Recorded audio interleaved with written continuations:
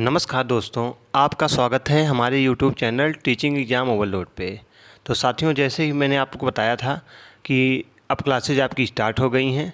Science की मैंने कल पहली क्लास ली थी, जिसमें मैंने NCERT क्लास के चैप्टर 1 को कवर किया था। आज हम लोग क्लास 6 NCERT साइंस के चैप्टर 2 को कवर करेंगे। या class CTET, UP TET, super TET एवं बिहार शिक्षक भर्ती TRE 3.0 के लिए बहुत इंपॉर्टेंट क्लास होगी। आपको पता ही होगा CTET जुलाई में होने वाला है और इसके साथ साथ BPSC TRE 3.0 की भी परीक्षा आपको जून में देखने को मिल सकती है। तो अगर आप लोग साइंस की तैयारी कर रहे हैं तो NCERT 6 to 8 से ही प्रश्न पूछे जाते हैं, चाहे CTET हो या BPSC TRE 3.0 हो। तो यह सेशन आपके लिए बहुत इंपॉर्टेंट होगा। तो आज के सेशन को स्टार्ट करने के पहले एक छोटी सी रिक्वेस्ट है, हमारे चैनल को लाइक करें, सब्सक्राइब करें, ज़्यादा से ज़्यादा शेयर करें। चलिए फिर आज के सेशन को हम स्टार्ट करते हैं। तो आज क्लास NCERT साइंस क्लासेस के चैप्टर 2, जिसका नाम है भोजन के घटक यानी कंपोनेंट ऑफ फूड्स। तो इसमें पहले खाद्य पदार्थ क्या होते हैं हम लोग उसके बारे में देखते हैं। तो खाद्य पदार्थ दो तरह के होते हैं, एक मनुष्य के लिए और दूसरा जानवरों के लिए। जो पदार्थ कुदरत ने मनुष्य के लिए बनाए हैं और मानव शरीर जो हजम कर पाता है और जिससे सारे खनिज मिलते हैं, वह खाद्य पदार्थ है। प्रत्येक व्यंजन एक या एक से अधिक प्रकार की कच्ची सामग्री से बना होता है जो हमें पादपों या जंतुओं से मिलते हैं। तो खाद्य पदार्थ दो तरह के होते हैं, एक मनुष्य के लिए और दूसरा जानवरों के लिए। जो पदार्थ कुदरत ने मनुष्य के लिए बनाए हैं और मानव शरीर जो हजम कर पाता है और जिससे सारे खनिज मिलते हैं, वह खाद्य पदार्थ है। प्रत्येक व्यंजन एक या एक से अधिक प्रकार की कच्ची सामग्री से बना होता है जो हमें पादपों या जंतुओं से मिलते हैं। चलिए हम लोग आगे बढ़ते हैं। पोषक क्या होता है? वह तत्व पोषक क्या होता है? वह तत्व जो हमें वृद्धि और कार्य करने के लिए ऊर्जा देते हैं, जिनसे हमें ऊर्जा मिलती है, उसी को हम लोग पोषक कहेंगे ना। वह तत्व जो हमें वृद्धि और कार्य करने के लिए ऊर्जा देते हैं। भोजन में सभी पोषक तत्व सही मात्रा, अनुपात और संतुलन में होना आवश्यक होता है। या विभिन्न प्रकार के 50 पोषक तत्व हैं जो शरीर को स्वस्थ रखते हैं।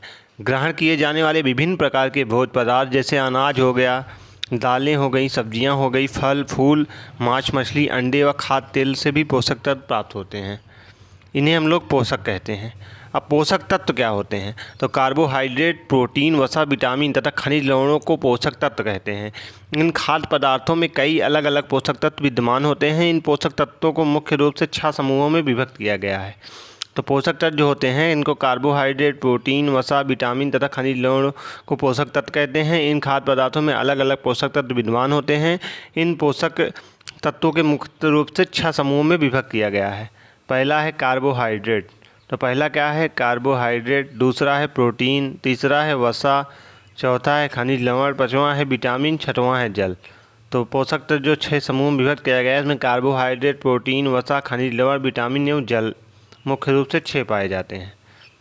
अब भोजन के घटक में आगे बात करते हैं, कार्बोहाइड्रेट क्या होता है। तो कार्बोहाइड्रेट जो होता है, या भोजन में कार्बोहाइड्रेट्स मोनोसैकेराइड एवं डाइसैकेराइड्स एवं पॉलीसैकेराइड्स के रूप में पाया जाता है। तो मोनोसैकेराइड्स जो शर्करा का सरलम रूप होता है, जो हमारे द्वारा ग्रहण किए गए भोजन में ग्लूकोज, फ्रक्टोज एवं गैल्क्टोज के रूप में उपस्थित रहता है। वहीं डाइसैकेराइड्स जो होते हैं वो सुक्रोज, माल्टोज एवं लैक्टोज तथा पॉलीसैकेराइड स्टार्च, डेक्स्ट्रीन एवं सेलुलोज के रूप में उपस्थित होते हैं। चलिए हम लोग आगे बढ़ते हैं। कार्बोहाइड्रेट जो होता है वह आहार में ऊर्जा प्रदान करने वाले तत्वों में प्रमुख रूप में होता है। आहार में इसकी जो कमी होने पर ऊर्जा में कमी हो जाती है और हमारे भोजन में पाए जाने वाले मुख्य कार्बोहाइड्रेट मंड तथा शर्करा के रूप में होते हैं। तो कार्बोहाइड्रेट जो होता है मुख्य रूप से हमारे शरीर को ऊर्जा प्रदान करते हैं। कार्बोहाइड्रेट मुख्य रूप से चावल, आलू, फल तथा कंद वाले भोज्य पदार्थों में पाए जाते हैं अतः यह ऊर्जा प्राप्ति का सबसे सस्ता साधन होता है। निम्न आय वर्ग के आहार की 80% ऊर्जा की आवश्यकता इसी से पूर्ण होती है। आय बढ़ने के साथ साथ इसके द्वारा पूर्ण की जाने वाली ऊर्जा के प्रतिशत में कमी आती है। तो कार्बोहाइड्रेट के स्रोत के रूप में चावल, गेहूं, आलू, शकरकंदी, मक्का, पपीता आदि होते हैं। अब हम लोग प्रोटीन के बारे में बात करते हैं। तो हमारे शरीर का जो प्रोटीन की आवश्यकता होती है, उसमें मांसपेशियों के निर्माण तथा निष्क्रिय कोशिकाओं एवं ऊतकों के पुनर्निर्माण के लिए होती है। हमारी जो पेशियां होती है, अंग तथा यहाँ तक कि हमारा रक्त अधिकतर प्रोटीन से बने होते हैं।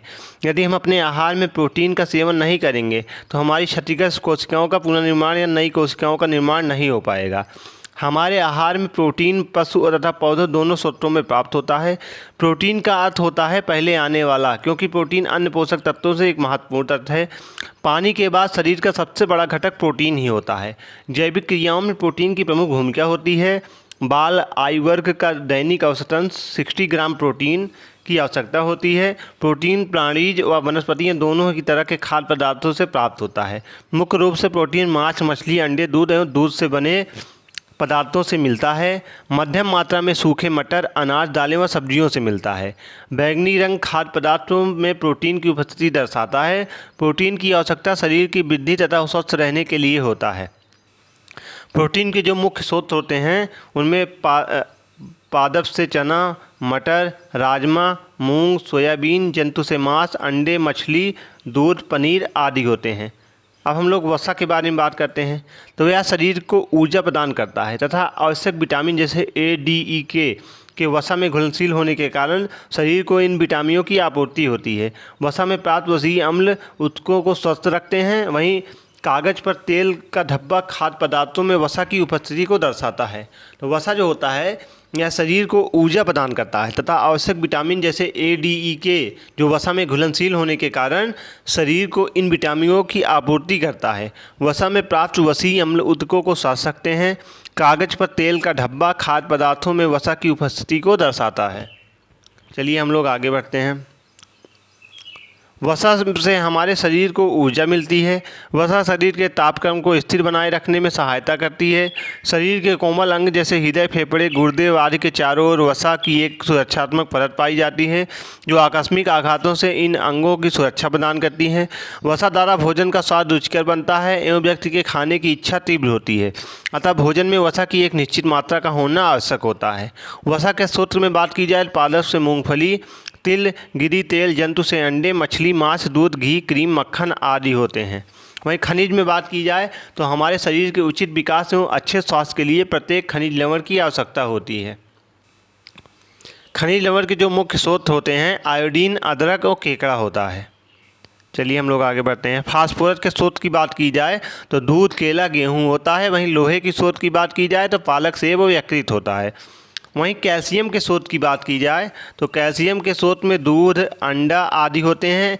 एवं खनिज ऐसे अकार्बनिक पदार्थ होते हैं जो अस्थियों, दांतों, रक्त, हार्मोन आदि के निर्माण के लिए आवश्यक होते हैं। ये ऐसे सुरात्मक भोज्य पदार्थ होते हैं। तो खनिज एक ऐसा अकार्बनिक पदार्थ होता है जो अस्थियों, दांतों, रक्त, हार्मोन आदि के निर्माण के लिए आवश्यक होते हैं। ये ऐसे सुरात्मक भोज्य पदार्थ होते हैं। चलिए हम लोग आगे बढ़ते हैं। जो शरीर को विभिन्न रोगों से सुरक्षा प्रदान करता है। हमारे शरीर में विभिन्न खनिज लवणों की आवश्यकता होती है। इनमें से प्रमुख खनिज कैल्शियम एवं आयरन होते हैं। अब हम लोग विटामिन के बारे में देखते हैं। तो विटामिन जो होता है आहार में अत्यंत अल्प मात्रा में पाए जाने वाले सुरक्षात्मक भोज्य तत्व होते हैं जो शरीर को विभिन्न रोगों से सुरक्षा प्रदान करते हैं। कुछ विटामिन जल में घुलनशील होते हैं तो कुछ वसा में घुलनशील होते हैं। विटामिन बी व विटामिन सी जल में घुलनशील होते हैं तथा विटामिन ए, डी, ई वसा में घुलनशील होते हैं। विटामिन कई प्रकार के होते हैं जिन्हें अलग नामों से जाना जाता है। Vitamin A, vitamin B, vitamin C, vitamin D, vitamin E, vitamin K नाम से जाना जाता है। विटामिन के एक समूह को विटामिन बी कॉम्प्लेक्स कहते हैं। हमारे शरीर में अल्प मात्रा में आवश्यकता होती है। विटामिन ए हमारी त्वचा तथा आँखों को स्वस्थ रखता है। तो विटामिन ए जो होता है हमारी त्वचा एवं आँखों को स्वस्थ रखता है। विटामिन सी जो होता है रोगों से लड़ने में हमारी मदद करता है। विटामिन डी जो होता है हमारी अस्थियों तो दांतों के लिए कैल्शियम का उपयोग करने में हमारे शरीर की सहायता करता है। तो विटामिन डी का सबसे अच्छा स्रोत क्या होता है तो सूर्य की रोशनी होती है। आप लोग को विटामिन सी सबसे ज़्यादा किस में पाया जाता है तो खट्टे फलों में, जैसे आंवला हो गया, संतरा हो गया, इसमें विटामिन सी ज़्यादा मात्रा में पाया जाता है। वहीं भी हमारे शरीर भी सूर्य के प्रकाश की उपस्थिति से विटामिन डी बनाता है। जल ही जीवन है। आप लोगों ने पहले भी जानते हैं, स्लोगन है जल ही जीवन है। आप भोजन के बिना एक माह से अधिक जीवित रह सकते हैं, परंतु जल के बिना आप एक सप्ताह से अधिक जीवित नहीं रह सकते। कुछ जीवों जैसे जेलीफिश में उनका 90% से अधिक शरीर का भार जल से होता है। मानव शरीर में लगभग 60% जल होता है। मस्तिष्क में 85% जल, रक्त में 79% जल तथा फेफड़ों में लगभग 80% जल होता है। पृथ्वी पर जल चक्र के द्वारा प्राप्त होता है। जब समुद्रों, महासागरों, नदियों एवं तालाबों, झरनों का जल सूर्य की गर्मी और ताप में से गर्म होकर आसमान में जाता है तथा बादलों का निर्माण होता है। बादलों में से फिर बारिश एवं वृष्टि होती है। यह बारिश वृष्टि बर्फ़ के रूप में, ओलों के रूप में या फिर पानी बारिश के रूप में होती है। पानी सभी जीवों के लिए एक महत्वपूर्ण विलायक होता है और पृथ्वी की सतह पर बहुत अधिक मात्रा में मिलने वाला यौगिक होता है। जल एक रासायनिक पदार्थ है जिसका रासायनिक सूत्र H2O है। जल के एक अणु में 2 हाइड्रोजन के परमाणु सहसंयोजक बंध के द्वारा एक ऑक्सीजन के परमाणु से जुड़े रहते हैं। रुद्रांश क्या होता है? तो रुद्रांश वनस्पति पदार्थ होते हैं जिसकी कोशिका भित्ति सेलुलोज से बनी होती है। तो हमारे शरीर में इसे पचाने हुए एंजाइम नहीं होते हैं, फिर भी हमारे भोजन का एक आवश्यक अंग होता है। यद्यपि यह हमारे शरीर में पच नहीं पाता है, किंतु यह अन्य पदार्थों को पचाने में सहायता करता है। तो हमारे शरीर में जो आहारी रेशों तथा जल की आवश्यकता होती है, आहारी रेशे जिसे हम लोग रुद्रांश के नाम से भी जाने जाते हैं। रुद्रांश के मुख्य जो स्रोत होते हैं साबुत खाद्यान्न होते हैं, दाल हो गया, आलू हो गया, ताजे फल एवं सब्जियाँ होती हैं। तो रुद्रांश बिना पचे भोजन को बाहर निकालने में हमारे शरीर की सहायता करता है। तो रुद्रांश को हम फाइबर भी बोलते हैं। तो रुद्रांश वनस्पति पदार्थ होता है। इसके जो मुख्य स्रोत होते हैं साबुत खाद्यान्न, दाल, आलू, ताजे फल व सब्जियां होती हैं। बिना पचे भोजन को बाहर निकालने में हमारे शरीर की सहायता करता है। जल भोजन में उपस्थित पोषकों को अवशोषित करने में हमारे शरीर की सहायता करता है, या कुछ अपशिष्ट पदार्थ जैसे कि मूत्र तथा पसीनों से हमारे शरीर के बाहर निकालने में सहायता करता है। चलिए हम लोग आगे बढ़ते हैं। आहार जो होता है, ऐसा आहार जिसमें सभी प्रकार के महत्वपूर्ण पोषक तत्व जैसे कार्बोहाइड्रेट्स, विटामिन, खनिज, प्रोटीन व वसा आदि संतुलित रूप में मौजूद हों, उसे आहार को हम संतुलित आहार कहते हैं। संतुलित आहार को संतुलित भोजन भी कहते हैं। और इस प्रकार के आहार से हमारे शरीर को हमेशा स्वस्थ बनाए रखने में हमारी मदद करता है। आहार तथा भोजन मानव जीवन को बनाए रखने के लिए अति आवश्यक होते हैं। मनुष्य जो भी भोजन ग्रहण करता है उसमें विभिन्न पोषक तत्व पाए जाते हैं जो मानव शरीर को पोषित करते हैं।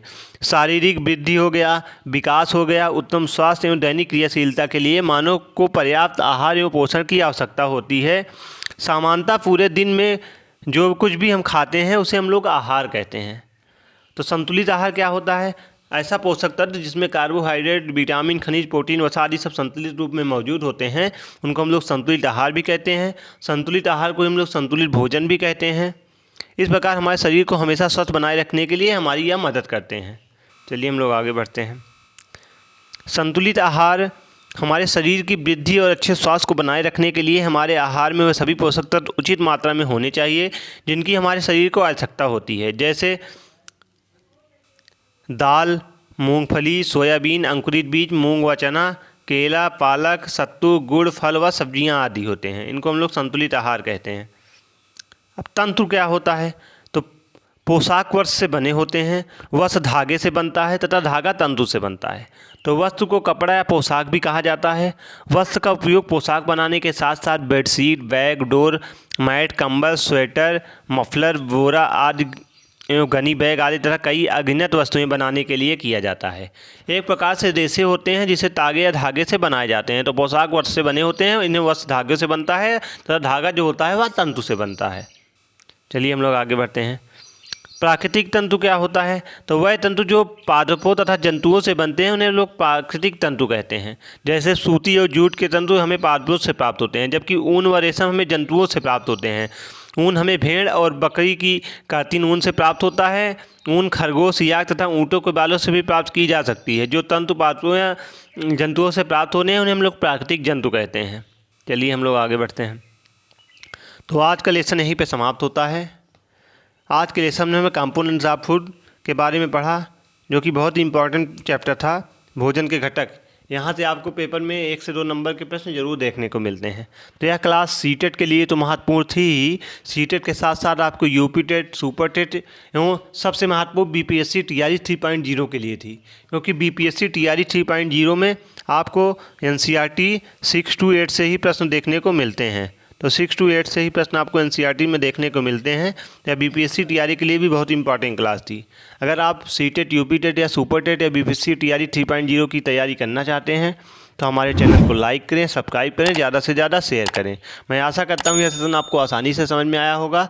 ऐसे ही सेशन देखने के लिए हमारे चैनल के साथ बने रहें। हमारे चैनल को लाइक करें, सब्सक्राइब करें, ज़्यादा से ज़्यादा शेयर करें। तथा आप क्लासेज की नोट्स और PDF प्राप्त करना चाहते हैं तो डिस्क्रिप्शन बॉक्स में टेलीग्राम का लिंक दिया हूं, आप लोग उससे जुड़ जाइए। वहीं पे आपको क्लासेज की नोट्स और PDF प्रोवाइड की जाती हैं। तथा आप क्लास सीटेट की प्रॉपर तरीके से टॉपिक वाइज तैयारी करना चाहते हैं तो सबकी प्लेलिस्ट मैंने डिस्क्रिप्शन बॉक्स में दिया हूं, आप लोग वहां से देख के सारी क्लासेज देख सकते हैं। आप लोग को पता ही होगा कि हमारे चैनल से पढ़कर सीटेट में बहुत से बच्चे ने पिछली बार क्रैक किया था। हम लोग सीटेट की बहुत अच्छी से तैयारी करवाते हैं, तो आप लोग प्लेलिस्ट में जाके वीडियो देख सकते हैं। चलिए फिर आज के सेशन को हम यहीं समाप्त करते हैं। कल फिर मिलते हैं किसी नए सेशन के साथ। तब तक के लिए धन्यवाद।